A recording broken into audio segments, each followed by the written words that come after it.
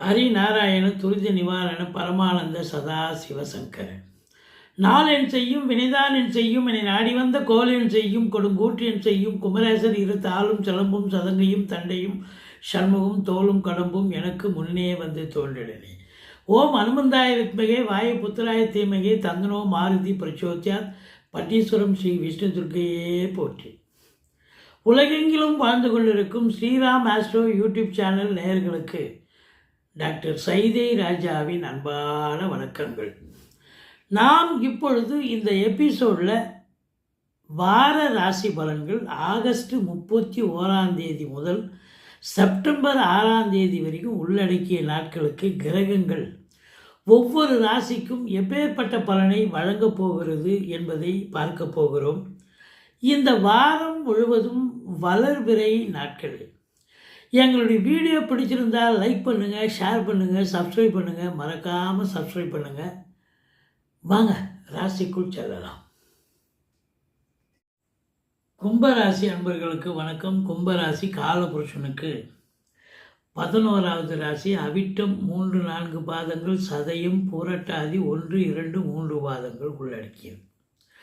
இந்த ராசிநாதன் 2ஆம் இடத்தில் இருக்கார், வக்ரமாக இருக்கார்.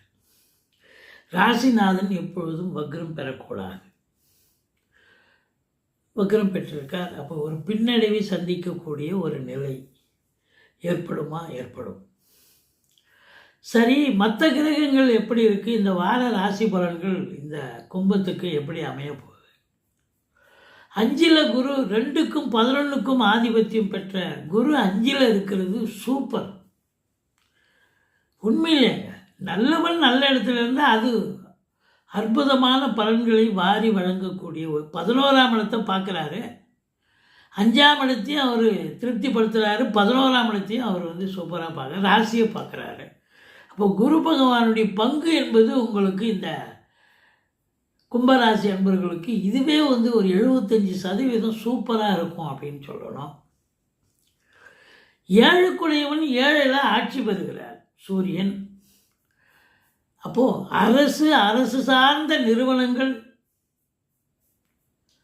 கவர்மெண்ட்டில் வேலை பார்க்குறவங்க, இல்லை அரசு சார்ந்த துறையில் அரசு சார்ந்த வேலை செய்யக்கூடியவங்க, அதாவது கவர்மெண்ட்டில் டெண்டர் எடுத்து ஒப்பந்ததாரர்கள், அதாவது பில்டிங் கான்ட்ராக்டு அதுபோல் செய்யக்கூடியவர்களுக்கும் ஒரு சிறப்பான ஒரு காலகட்டம், நேரம். வாழ்க்கை துணை அல்லது மனைவிக்கு யோக பாக்கியங்கள் கண்டிப்பாக உண்டு. எப்படின்னா, அவங்க பிறந்த வீட்டிலேருந்து லிக்விட் கேஷோ ஜுவல்ஸோ ஏதோ பாகம் பிரித்து கொண்டு வரலாம். அது ஆணாக இருந்தாலும் சரி, பெண்ணாக இருந்தாலும் சரி. ஆணுக்கு பெண், பெண்ணுக்கு ஆண், கணவன் மனைவி 2 பேரில் யாரும் ஒத்துருக்கு, யாருக்கும் 2 பேரும் கூட இருக்கலாம். அது மட்டும் இல்லை, அவங்க பதவி உயர்வு, அதை வேலை பார்க்குறவங்களா இருந்தால் பதவி உயர்வு கழித்து அதில் ஒரு வருமானம், சந்தோஷம், சமூகத்தில் பேரு புகழ் கிடைக்கக்கூடிய நிலை. தந்தையால் நல்லது நடக்குமா? டெஃபினட்டாக நடக்கும். 7ல் சூரியன் ஆட்சி, 9ஆம் இடத்தை குரு பார்க்கிறார்.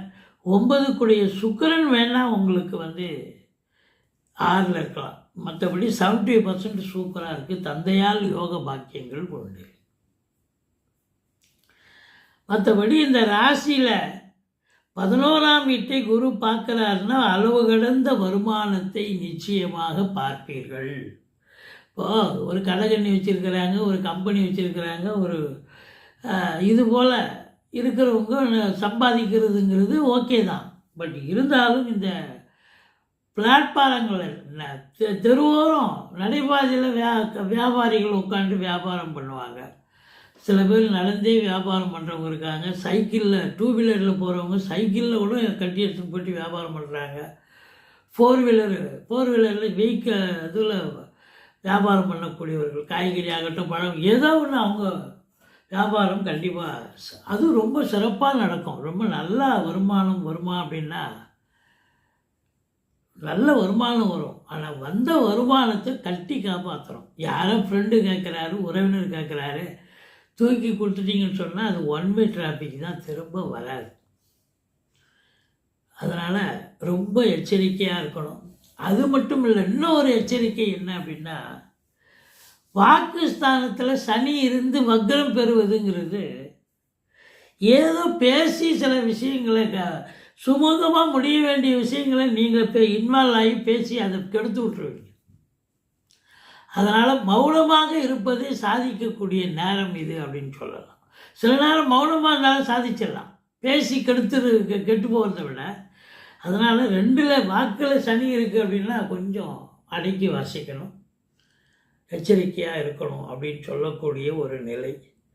மற்றபடி உங்களுக்கு இந்த குரு பகவான் யார் அப்படின்னா 11க்குடையவன் இல்லையா? 11க்குடையவன் 11 பார்க்குறார். அப்போ நிதித்துறை, நீதித்துறை, ஒரு நிதித்துறை அப்படின்னா ஃபைனான்ஸு, செல்ஃப் ஃபைனான்ஸு, எவ்வளோ கவர்மெண்ட்லேயும் நிதித்துறை இருக்குது. இதிலெல்லாம் வேலை பார்க்குறவங்க, கோயில் நிர்வாகத்தில் இருக்கிறவங்க, அறங்காவலர்கள், அதாவது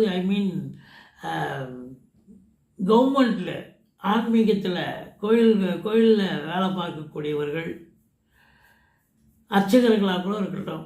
மற்றபடி சில பேர் வருமானம் இல்லாமல் கௌரவத்துக்கு வேலை பார்ப்பாங்க, சில பதவியில் இருப்பாங்க, அவங்களுக்கும் சிறப்பாக இருக்கும்.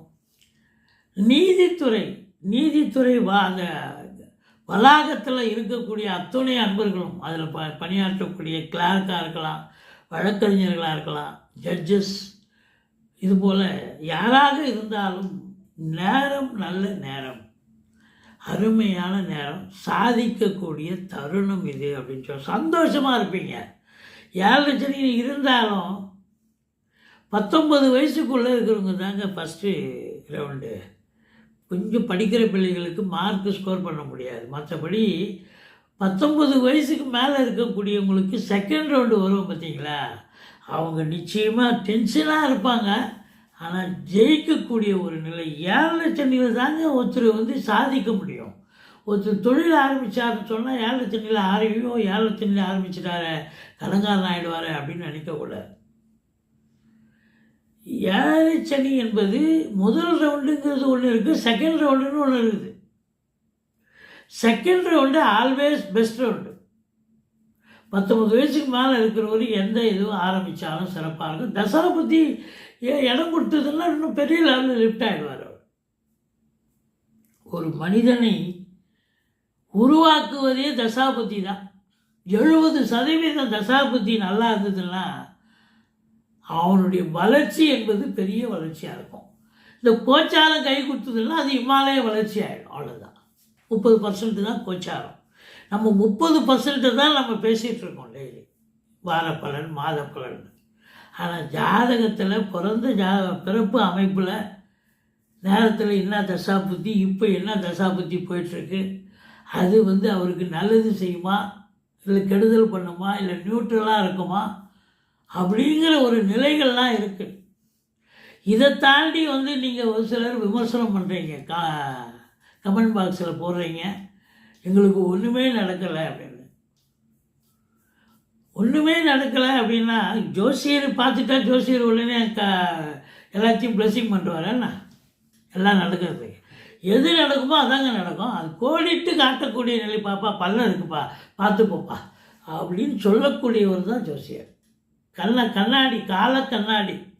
நாளைக்கு நடக்க போகிறது நீங்கள் இப்போ நீங்கள் நேரம் நல்லா இருக்குங்க, நீங்கள் தொழில் ஆரம்பிக்கலாம் அப்படின்னா. சில பேர் நேரம் ரொம்ப நல்லா இருக்கும், பார்த்தீங்கன்னா அவங்க இன்னொரு தொழிலை ஆரம்பிச்சிடுவாங்க, யாரையும் கேட்க மாட்டாங்க. அவங்க பாட்டு திருதுப்புல போவாங்க, இதில் சம்பாதிச்சது லட்சக்கணக்கெல்லாம் அதை கொண்டு போய் போடுவாங்க. அப்படியே டைம் சரிவாகி அப்படியே பழைய நிலைக்கு தெருவாரம் வந்துடுவாங்க.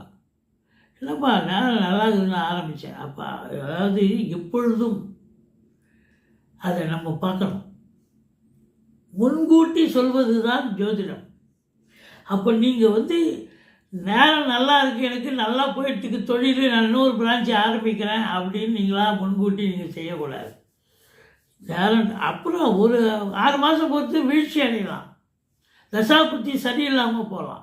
சம்பாதிச்சது பூரா அங்கே கொண்டு போய் போட்டு தெருவில் போட்டு வீட்டுக்கு சும்மா கை கட்டின்னு வர வேண்டியதுதான். அதனால் உங்களுக்கு நேரம் நல்லா இருக்குது. ஒரு தொழில் புதுசாக ஆரம்பிக்கும் போதும் பார்க்கணும், நேரம் நல்லா இருக்கும்போதும் ஜாதகத்தை பார்க்கணும். ஏன்னா அடுத்த ஒரு 2 வருஷம் பொறுத்து ஒரு ஃபால் டவுன் வீழ்ச்சி வந்துச்சுன்னா என்ன பண்ணுவீங்க? சம்பாதிச்சது பூரா போய் அங்கே வெளில போட்டுற வேண்டியதுதான், நஷ்டம் அடைய வேண்டியதுதான். அதனால் ரொம்ப ஜாக்கிரதையாக இருக்கணுங்க. ஜோதிடம் என்பது கால கண்ணாடி, முன்கூட்டி சொல்லுதல். அது 90% ஓரளவுக்கு எல்லாராலையும் சொல்ல முடியும் ஜோசியர்கள்கிட்ட. இது 30% தாங்க. 70% உங்களுக்கு அந்த தசாபத்தினுடைய அடிப்படையில் பலன் கொடுக்குறது. அது 70% நல்லா இருக்குதுன்னு சொன்னால், இது 30% நல்லா இருக்குதுன்னா 100% ஓகே. அது சரியில்லை, இது சூப்பராக இருந்ததுன்னு சொன்னால் அது எங்கேருந்து ஈடு கொடுக்கும்? 30 எப்படிங்க 100ஆக மாறும்? இப்போ 70 70ஆக தான் இருக்கும், 30 30ஆக தான் இருக்கும். ரெண்டும் சேர்த்தா வேணா 100ஆக வரும். அதனால் ரொம்ப நீங்கள் கமெண்ட் பாக்ஸில் போடுறீங்க. இது 30% தான். ஒரு ராசி பலன் என்பது ஒரு முன்கூட்டி அறிவது, அடுத்த வாரம் நமக்கு எப்படி இருக்குது அப்படிங்கிறது ஒரு லைட்டாக கோடிட்டு காட்டுறதான ஒழிய ஃபுல்லாக ஃபுல் அண்ட் ஃபுல் அதை சொல்லுறதுக்கு இது உங்கள் தனிப்பட்ட ஜாதகமாக அது சரி இருக்கட்டும். இப்போ இந்த ராசி அன்பர்களுக்கு பார்த்தீங்கன்னு சொன்னால், பாக்கியஸ்தானத்தை குரு பார்க்குறாரு. 5ல் குரு இருந்தால் கெஞ்சினாலும் கிடைக்காது. பிள்ளைகளுடைய வளர்ச்சி, பூர்வீகத்தில் நல்லது நடக்கும். நீங்கள் இந்த ஜென்மத்தில் இந்த காலகட்டத்தில் நல்லது அனுபவிக்கணுன்ற விதி இருந்தால் கண்டிப்பாக அதுதான் பூர்வ புண்ணியஸ்தானம். இப்போது 5ஆம் இடம் சிறப்பாக இருக்குது, 9ஆம் இடம் சிறப்பாக இருக்குது, 11ஆம் வீட்டை குரு பார்க்குறாரு. அப்போ இந்த கும்ப ராசியில் பிறந்தவங்களுக்கு 7 சனி ஏதோ செகண்ட் ரவுண்டு நடக்கிறவங்களுக்கு சூப்பருங்க. பண மழை பொழியும், எங்கே திரும்பினாலும் லாபம், எதை தொட்டாலும் அனுகூலம் அப்படின்னு தான் சொல்லணும். மற்றபடி உங்களுக்கு அரசாங்கத்தில் வேலை பார்த்தாலும் நல்ல ப்ரமோஷன், இன்க்ரிமெண்ட், பதவி உயர்வு நல்லது நடக்கும். மேன்மையான காலம். சொந்த தொழில் பண்ணால் இன்னும் பிரமாதமாக சம்பாதிக்கக்கூடிய தருணம். தனியார் துறையில் இருக்கிறவங்களுக்கும் வளர்ச்சியான ஒரு பாதையை நோக்கி தான், அடுத்த ஸ்டெப்பை நோக்கி தான் நீங்கள் போவீங்க.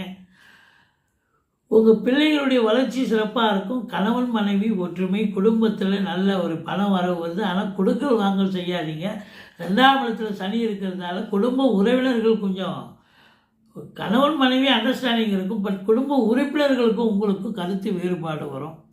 வீட்டிற்கு வரக்கூடிய விருந்தாளிகள், நட்பு வட்டாரங்களால் பிரச்சனை வரும். இது எல்லாத்தோட ஒரு முத்தாய்ப்பான ஒரு விஷயம் என்னன்னா, வெளிநாடு போகணும்னு விரும்பக்கூடிய அன்பர்கள், ஆன்சைட் போகணும் அப்படின்னு எதிர்பார்க்கக்கூடிய இளைஞர்கள் தாராளமாக போங்க, நல்லதே நடக்கும் அப்படின்னு சொல்லணும். பெரும்பாலும் பார்த்தீங்கன்னு சொன்னால், இந்த கும்பராசி இப்போ 7 சனி நடக்கிறது அப்படின்றதால இந்த வயதான பெரியவங்க அவங்களுக்கு இல்லாதவங்க பார்த்து கொடுக்கணுங்க. எதை கொடுத்தாலும் ஏதோ அதாவது பாத்திரம் அறிஞ்சு பிச்சை போடணும்னு பெரியவங்க சொல்லியிருக்காங்க இல்லையா? அதனால் ரொம்பவும் ஏழ்மை நிலையில் இருக்கிறவங்களுக்கு ஒரு ட்ரெஸ்ஸு வாங்கி கொடுக்க, ஒரு வேளை சாப்பாடு கொடுக்க, ஏன் அனாதை ஆசிரமம் இருக்குது அவங்களுக்கெல்லாம் போய் ஒரு நாள், நமக்கு திருமண நாளோ இல்லை ஒரு பிறந்த நாளோ வரும், முடிஞ்ச வரைக்கும் நம்ம அவங்களுக்கு ஃபுல்லாக அவங்கள டேக் கேர் பண்ண முடியாது. ஒரு வேளை நம்மளால் முடிஞ்சது செய்யலாம். செஞ்சீங்கன்னு சொன்னாலே டெஃபினட்டாக இந்த எது ஒன்றும் கொடுக்க தாங்க வளரும். அப்போது இது கண்டிப்பாக சனி கும்பத்தினுடைய வீடாக, சனி பகவானுடைய ஆட்சி வீடாக இருக்கிறதால உங்களுக்கு இந்த இல்லாதவர்களுக்கு கொடுக்கறது, கல்விக்காக உண்மையிலேயே நல்லா படிக்கிற பையனாக இருப்பான், அவங்கள யாரும் டேக் கேர் பண்ண மாட்டாங்க, அவங்களுக்கு கைடன்ஸ் கொடுக்க மாட்டாங்க. அவங்களுக்கு அழகாக கைடன்ஸ் கொடுத்து இப்படி பண்ணுங்கள், நம்ம காசு பண்ணவங்களும் கொடுக்க தேவை, கைடன்ஸ் கொடுத்தா கூட போதும். இவங்கள போய் பாருங்கள், இதை செய்யுங்க, இந்த கோர்ஸ் படிக்க சொல்லுங்கள் பையனை அப்படின்னு கைடன்ஸ் கொடுத்தா கூட போதுங்க. அதாவது உழைப்பை நம்ம அவங்களுக்கு டொனேட் பண்ணால் கூட போதும். நம்ம காசு பணம் டொனேட் பண்ணணும்னு அவசியம் இல்லை. மற்றபடி இந்த ராசி அன்பர்களுக்கு இந்த வாரம் நிச்சயமாக சூப்பராக இருக்கும். எங்களுடைய வீடியோ பிடிச்சிருந்தால் லைக் பண்ணுங்கள், ஷேர் பண்ணுங்கள், சப்ஸ்கிரைப் பண்ணுங்கள். மறக்காமல் சப்ஸ்கிரைப் பண்ணுங்கள். நன்றி. வாழ்க வளமுடன்.